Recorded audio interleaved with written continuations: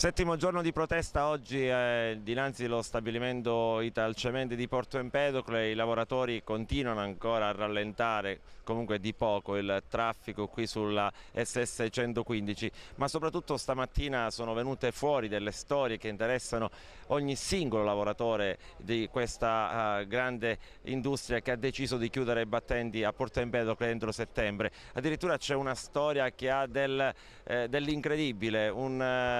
Uno dei lavoratori è stato assunto il 2 maggio dall'Italcementi, ha fatto un mese di lavoro a Bergamo, poi la scorsa settimana, venerdì scorso, è stato trasferito dalla stessa Italcementi qui alla fabbrica di Porto Empedocle e dopo 2 ore che aveva preso servizio si è visto la lettera di licenziamento anche lui.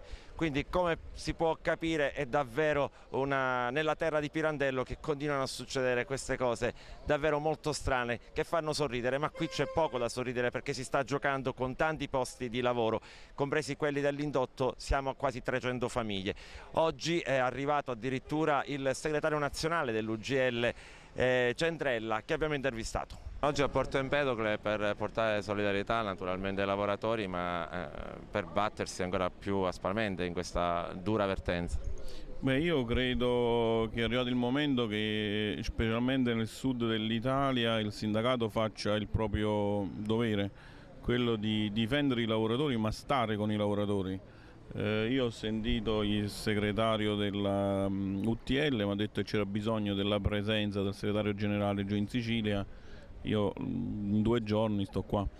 Ma è arrivato il momento che non bisogna portare solo la solidarietà, bisogna fare i fatti, bisogna risolvere il problema dei lavoratori che ormai ne sono diventati tanti, e da operaio metalmeccanico che facevo battaglia come la stanno facendo loro oggi per difendere il proprio posto di lavoro, ritengo che sarebbe il caso che tutti iniziassero da questa vertenza per far capire che ormai non ci si può più scherzare.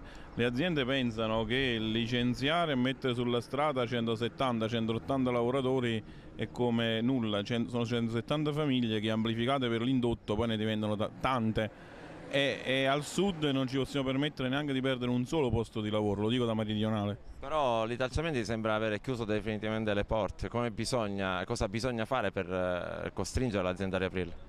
Beh, c'è bisogno di far capire alla Italcementi che non può pensare dalla sera alla mattina di chiudere le porte di uno stabilimento.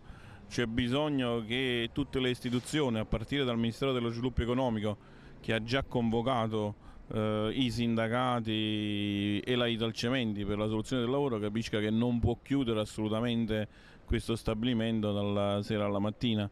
Anzi, deve capire che dovrebbe fare investimenti, perché le aziende al sud sono venute, hanno investito poco, hanno guadagnato molto e poi pensano di poter andare via così, lasciando in mezzo alla strada tanta gente. Non è così che si fa impresa, non è così che si fa industria.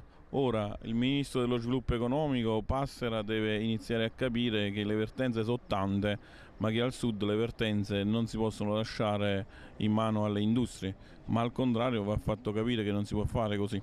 Quando la colpa della politica in tutta questa situazione?